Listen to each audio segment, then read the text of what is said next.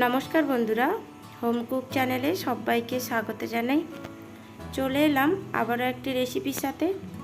আজকে আমি কাতলা মাছের একটি রেসিপি বানাবো। এই রেসিপিটি বানানো একদম সোজা আর খেতে খুবই মজা। সাথে দিয়েছি বড় বড় ফালি করে আলু। দেখেই মনে হচ্ছে এত সুন্দর একটি রেসিপি, তাহলে ভাবো খেতে কত সুন্দর হবে। লাঞ্চে বা ডিনারে গরম গরম ভাতের সাথে যদি কাতলা মাছের এই রেসিপিটি থাকে তাহলে তো খাওয়াটা পুরো জমে যাবে। তবে চলুন আর কথা না বাড়িয়ে রেসিপিটা ফটাফট শুরু করে ফেলি। রেসিপিটি বানানোর জন্য আমি এখানে কয়েক ধরনের মশলা, মাছ, আলু সব নিয়ে নিয়েছি একসাথে। কাতলা মাছের পিস নিয়েছি 4 পিস, বড় বড় একদম মোটা মোটা করে পেটি। আর নিয়েছি দুটো মিডিয়াম সাইজের আলু, ছাড়িয়ে ফালি করে কেটে ধুয়ে পরিষ্কার করে নিয়েছি। আর নিয়েছি কয়েক ধরনের মশলা। প্রথমে আমি যেটা করব, মাছটাকে নুন, হলুদ আর একটু লঙ্কা গুঁড়ো দিয়ে ভালো করে ম্যারিনেট করে নেব। এটি শুধু যে কাতলা মাছ দিয়ে বানানো যায় তা কিন্তু নয়। এই যে বড় বড় রুই মাছগুলো আসে, ওই রুই মাছ দিয়েও এই রেসিপিটি বানানো যায়।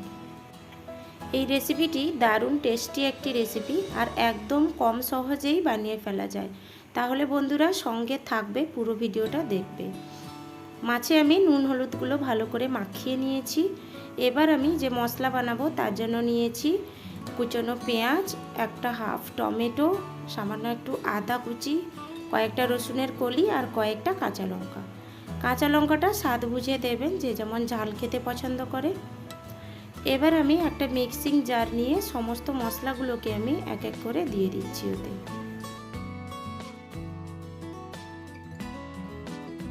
আর যেটা সবথেকে টেস্টি হওয়ার জন্য দিলাম আমি কয়েকটা ধনে পাতা, গোটা ধনে পাতা ডান্ডি সমেতই আমি দিয়ে দিয়েছি। আর দিলাম কিছুটা পুদিনা পাতা। পুদিনা পাতাটা অল্পই দিতে হবে। আর এই মশলাতে একটু আমি জল দেব না, একটা স্মুথ পেস্ট বানিয়ে নেব। দেখতেই পাচ্ছেন স্মুথ পেস্ট বানিয়ে নিয়েছি। এবার যাচ্ছি মেন রান্নাটার দিকে। এবার গ্যাসে একটা কড়াই বসিয়ে দিয়েছি। গ্যাসের ফ্লেমটা হাইতে করে দিয়ে দিলাম 2 টেবিল স্পুনের মতো তেল। আর দিলাম সামান্য একটু হলুদ গুঁড়ো। সামান্য হলুদ গুঁড়ো আমি এই জন্য দিলাম, অনেক সময় কি হয় মাছ ভাজতে গেলে কড়াইতে মাছটা কামড়ে ধরে। আর একটু সামান্য তেলে হলুদ গুঁড়ো দিয়ে দিলে এতে কি হয়, মাছটা আর কড়াইতে কামড়ে ধরবে না। আর যখন মাছ ভাজার সময় গায়েও তেলটা ছিটকে আসবে না। এবার খুন্তি দিয়ে তেলটা কড়াইয়ের চারিদিকে ঘুরিয়ে নিলাম। আর দিয়ে দিলাম ওই ম্যারিনেশন করে রাখা মাছগুলো। সমস্ত মাছগুলো আমি কড়াইতে দিয়ে দিয়েছি। এবার গ্যাসের ফ্লেমটা হাইতে রেখে 2 মিনিটের মতো মাছের এক পিঠ ভালো করে ভেজে নেব। মাছগুলোর এক পিঠ ভালো করে ভাজা হয়ে গেছে। এবার অপর পিঠ করে উল্টে দিচ্ছি। এবার সেমভাবে গ্যাসের ফ্লেমটা হাইতে রেখে 2 মিনিট রেখে মাছগুলোকে ভালো করে লাল লাল করে ভেজে নেব। মাছগুলো ভালো করে ভেজে নিয়েছি। এবার তুলে নিচ্ছি একটা প্লেটে।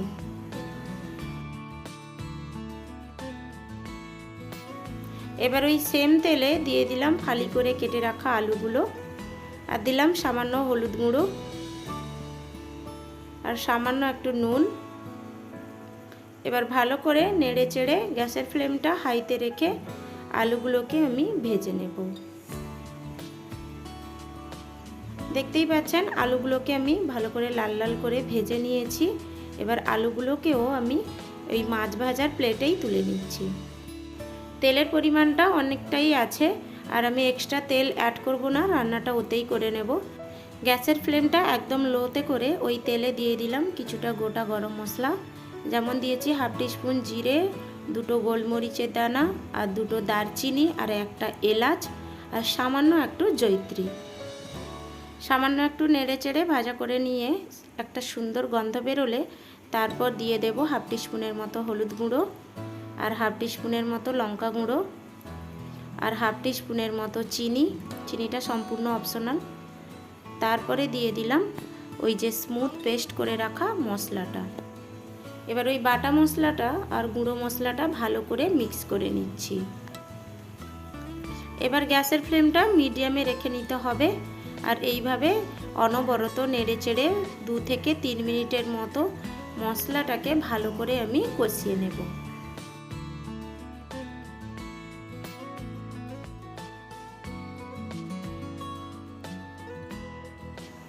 2 থেকে 3 মিনিট মশলাটাকে ভালো করে কষিয়ে নিয়েছি। এবার দিয়ে দিলাম স্বাদ মতো লবণ। আবারও আমি মিক্স করে 2 মিনিটের মতো নেড়ে চেড়ে মশলাটাকে আবারও কষিয়ে নেব।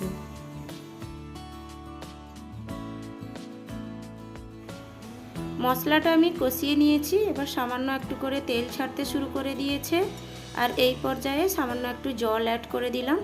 এবার জলটা আমি মশলার সাথে ভালো করে মিক্স করে নিচ্ছি। জলটা ভালো করে মিক্স করে নিয়েছি মশলার সাথে। এবার গ্যাসের ফ্লেমটা মিডিয়ামে রেখে 2 মিনিটের মতো ঢাকনা দিয়ে আমি রেখে দেব। 2 মিনিট হয়ে গেছে। দেখতেই পাচ্ছেন বন্ধুরা, মশলাটা ভালো করে কষিয়ে গিয়ে ওপর থেকে তেল ছাড়তে শুরু করেছে। আবারও আমি কিছুক্ষণ নেড়েচেড়ে মশলাটাকে ভালো করে কষিয়ে নিলাম। এবার দিয়ে দিচ্ছি ভেজে তুলে রাখা আলু আর মাছগুলো। আর এই রেসিপিতে যত বেশি মশলাটাকে কষাবেন তত কিন্তু তরকারির স্বাদটা খুব ভালো আসবে। এবার দিয়ে দিলাম পরিমাণ মতো জল। জলটা যে যেমন ঝোল খেতে পছন্দ করেন ওই হিসাবে দিয়ে দেবেন।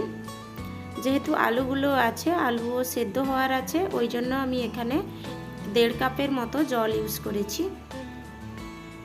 এবার জলটা ভালো করে মিক্স করে নিয়েছি। এবার গ্যাসের ফ্লেমটা মিডিয়ামে রেখে আমি একটা ঢাকনা দিয়ে 5 মিনিটের মতো মিডিয়াম ফ্লেমে রেখে দেব।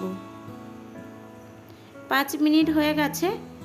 ঢাকনাটা খুলে এবার দেখে নিচ্ছি তরকারিটা কত দূর হয়েছে। তরকারিটা সম্পূর্ণ রেডি হয়ে গেছে। এবার দিয়ে দিলাম 1/2 টিস্পুনের মতো গরম মশলা গুঁড়ো।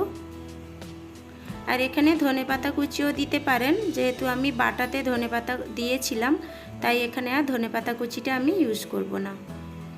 এবার গরম মশলাটা দিয়ে ভালো করে আমি নেড়েচেড়ে মিক্স করে নিচ্ছি। রেসিপিটা সম্পূর্ণভাবে রেডি হয়ে গেছে। ঝোলটা অনেকটা কমে গিয়ে দেখুন তেল ভাসতে শুরু করেছে। আলুগুলোও ভালোভাবে সেদ্ধ হয়ে গেছে। এবার একটু খুন্তির সাহায্যে টেস্ট করে দেখে নিচ্ছি তরকারির নুন মিষ্টি সব কিছু ঠিকঠাক আছে কিনা। নুন মিষ্টি সব কিছুই ঠিকঠাক আছে। এবার গ্যাসের ফ্লেমটা অফ করে দেব। এবার ঢেলে নিচ্ছি একটা প্লেটে। দেখতেই পাচ্ছেন বন্ধুরা, দেখে কতটা সুন্দর হয়েছে, তার মানে ভাবুন খেতে কতটা সুন্দর হবে। এবার গরম গরম ভাতের সাথে এই রেসিপিটা সার্ভ করবেন। আশা করি সবার খুব ভালো লাগবে। লাঞ্চে বা ডিনারে যে কোনো সময়ই এই রেসিপিটি বানিয়ে ফেলতে পারেন। রেসিপিটি ভালো লাগলে ছোট্ট করে একটা লাইক করে দেবেন আর চ্যানেলটিকে সাবস্ক্রাইব করে পাশে থাকবেন। দেখা হচ্ছে পরের ভিডিওতে।